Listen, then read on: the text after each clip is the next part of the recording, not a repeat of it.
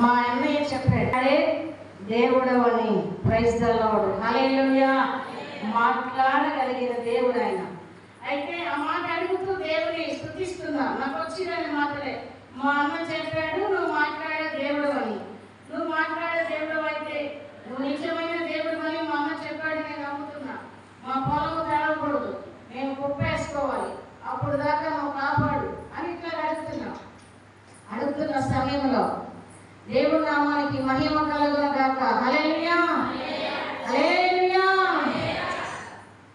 ఆ రీతిగా ప్రభువుని నేను అడుగుతున్న సమయంలో దేవుడు నాకు కనిపించాడు. ఆకాశంలో ఆయన హస్తము కనిపించింది. దేవునికి మహిమ కలుగును గాక. ఆకాశంలో నుంచి హస్తము కనిపించడమే కాకుండా నువ్వు మాట్లాడాలి అని అడిగే. నువ్వు మాట్లాడాలి నాతో అని అన్నాను. నేను నిన్ను నమ్మాలంటే నువ్వు నాతో మాట్లాడాలన్నాను. వెంటనే ప్రభు అన్నాడు, నేనే నీ చేను తడవదు అని అన్నాడు. హల్లెలూయా.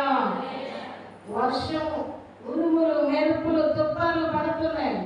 మా పొలాలతో అందరి పొలాలు కోస్తున్నాయి. నిజమైన దేవుడు మన దేవుడు కాబట్టి ఆ వర్షం రాలేదు, ఆ ఓదెలు తడవలేదు. ఆ పంటంతా దేవుడు సమృద్ధిగా దీవించాడు. హల్లెలూయా.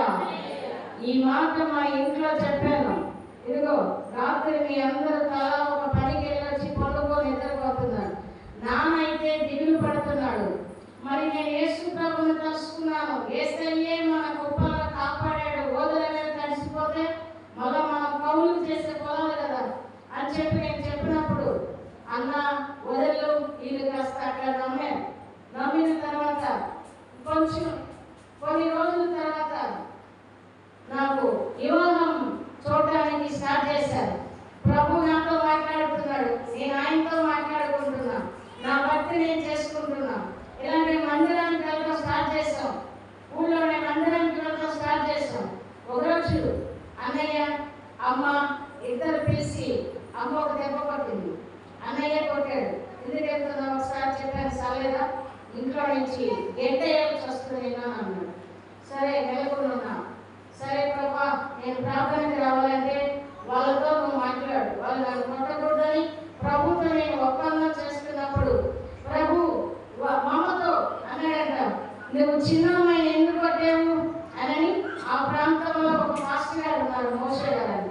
ఆ మోషే గారిలో వచ్చి దేవుడు ఆమెతో మాట్లాడాడంట, మా చిన్న అమ్మాయిని ఎందుకు కొట్టావు అని అన్నాడంట. ఏమో భయపడిపోయి చిన్న అమ్మాయిని రాత్రే కదా నేను కొట్టాను, ఏంటి మోషే గారు వచ్చి నన్ను అడుగుతున్నాడు మోషే అని చెప్పి ఆ పాస్టర్ గారికి ఏమో వచ్చిన కళ చెప్పింది. అయ్యా రాత్రి ఇట్లా కొట్టాను, మన ప్రార్థనకు వచ్చినానని.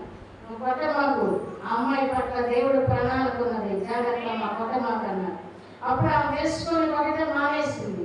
అట్లా కొనసాగిస్తున్న సమయంలో నాకు ఒక 16-17 సంవత్సరాల వయసులో మంచి ప్రార్థనలో బాగా సాగిపోతున్న సమయంలో ప్రభు నాతో మాట్లాడుతున్నాడు, మరి నీకు హిందువుల వివాహం అవుతుంది, హిందూ వివాహం చేసుకోవాల్సి వస్తుంది, నీ కుటుంబ సమస్యలు నీకు పెరిగిపోతున్నాయి అని ప్రభు నాతో మాట్లాడుతున్నాడు.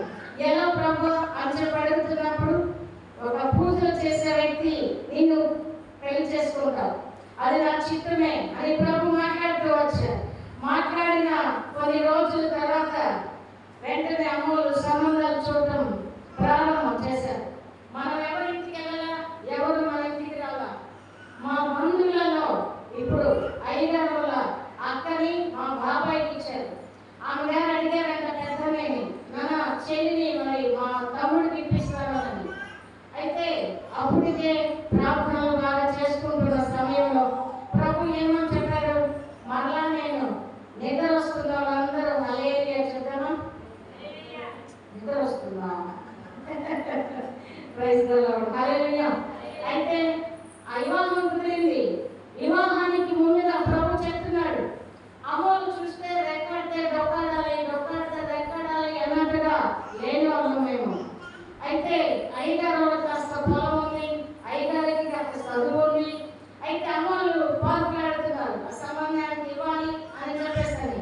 మా పెద్దనే మాత్రం బాగా ఇష్టపడుతున్నాడు.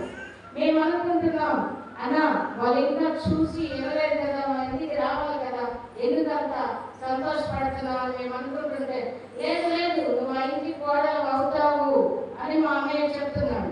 అయితే సంబంధం వచ్చింది, చూశారు, కుదుర్చుకున్నారు. అమ్మాయి నాకు నచ్చింది, ఓకే మీరు రావచ్చు అన్నారు.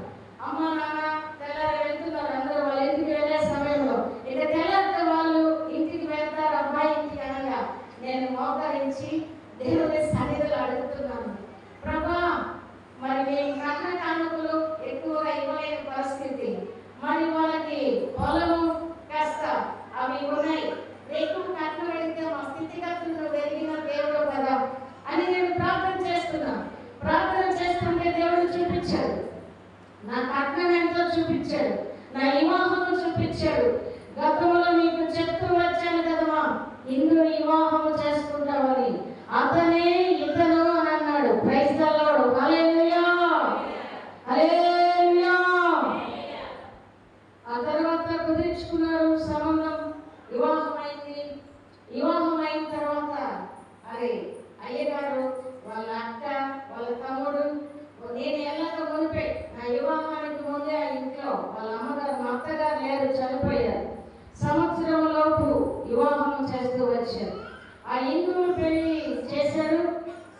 ఆ వివాహానికి సిద్ధపరిచే ముందు మా పెద్దనే ఒక మాట అన్నాడు, అమ్మా స్టిక్కర్ పెట్టుకో, నువ్వు బాప్తిసం అయితే తీసుకోలేదు, నువ్వు బాప్తిసం